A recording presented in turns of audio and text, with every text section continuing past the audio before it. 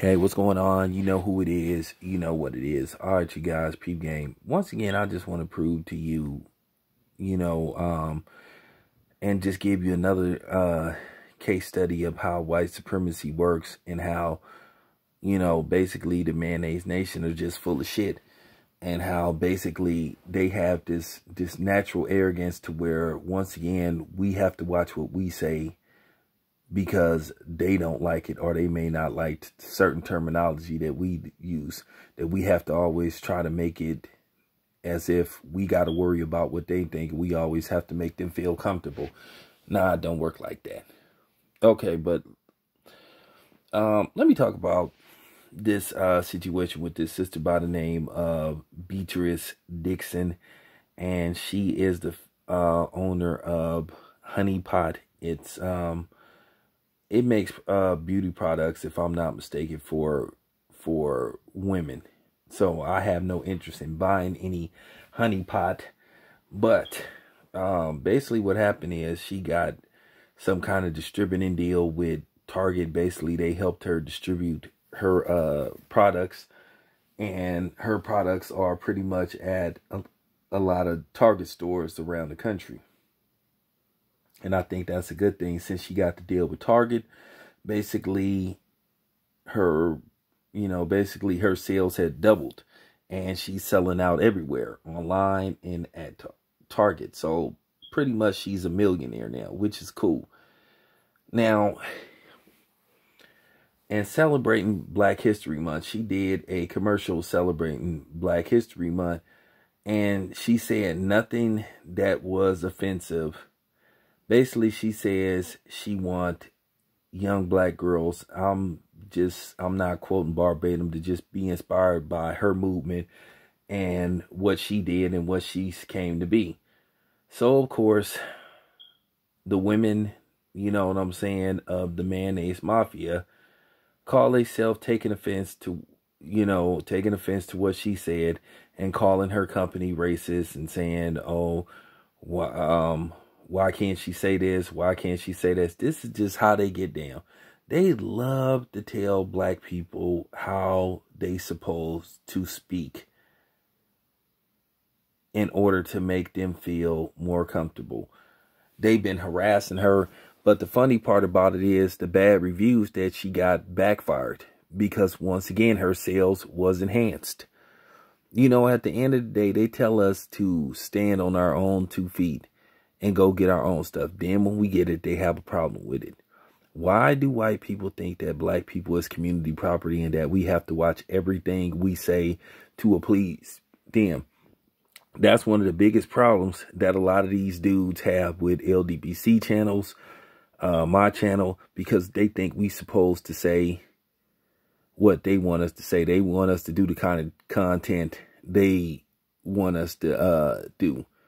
You know what I'm saying? That's the natural arrogance of a white supremacist. And then when you don't comply with what they want, they try to come with this ridiculous notion that you're a racist. You know, like that short cracker from Chicago with the fucked up chin that always be talking a gang of shit about the LDBC, who ain't gonna bust a grape. He ain't gonna do shit except talk in that dark room he be in, that he hide in. Ain't nobody scared of his white ass. He ain't gonna do a motherfucking thing. Like I said, I want the smoke. So, real talk. I swear to God, I'm gonna knock your fucking Adam's apple down your fucking throat. But anyway, that's how a lot of Mayonnaise Nation members talk. You know, and the other one, the dog rapist, you know, from overseas. And then you got a couple of coons and shit, dope fiends and shit. You know, they try to tell us what type of content to put out because they want certain groups of people to watch their videos. And it's just so, it's just laughable when you hear a white dude call a Black person a racist. It's just laughable. Let me tell you something. And this is for white people and Black people. The coons and the real white supremacists. The only reason why you call Black people racist is because you feel guilty. And the only reason why you Black dudes call other Black channels racist because you guys are gutless, you know, punks that pee when you sit down, bitch ass niggas that's scared to stand up for, you know, black people, black causes. Like I said, that's the thing with them. They always try to intimidate and try to bully black people. But I can't be bullied. Any white person that call a black person a racist, it's just because they're racist. And that's all it come down to. Because they want us to be like them. Because they know they're the real savages. They know they're the real animals. We know they're the real cowards. And that's all it come down to. Because like I said before, we've never prevented white people from doing anything. We've never held them back in this country whatsoever. So when a white dude say that a black person is a racist, it's because they're racist. They want to put everything on us. They want to try to inflict their guilt on us and try to make us feel guilty about being proud of who we are. Like I said before, we are the only ones they do that to. Okay, so, all right. So if Honey Pot is racist for being a black-owned company, then I guess the Mexican-owned companies are racist too, right? So I guess if a Mexican-owned restaurant is owned by a Mexican, right, and they celebrate their heritage by serving Mexican dishes, that make them racist, right? Get the fuck out of here. Like I said, they only pull that shit with black people. So I guess the Chinese restaurants who serve traditional Chinese dishes, you know, and meals and shit, they're racist. Once again, you only do that to black people. Black people, when you gonna start telling the Mayonnaise Nation to go fuck themselves? You know, the best thing to do sometimes is not even respond to them.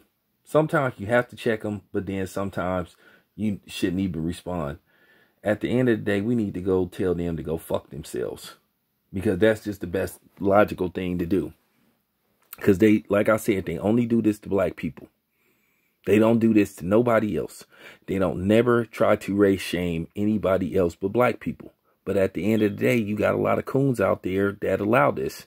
Because like I said, you guys don't stand for nothing. Like I said, you let these white boys and these non-blacks use the N-word around you, and you don't slap them in their fucking face. Like I said, we have to stop pandering. We got to stop always compromising ourselves because we want everybody to like us. I done told y'all we ain't got no fucking allies. The sooner y'all realize that, the better off y'all will be. But at the end of the day, to Beatrice Dixon, do your thing. Do your thing. Keep pushing your products. Keep getting that money. And don't worry about what the Melanless Mutants have to say. This your boy Town Biz. I'm out.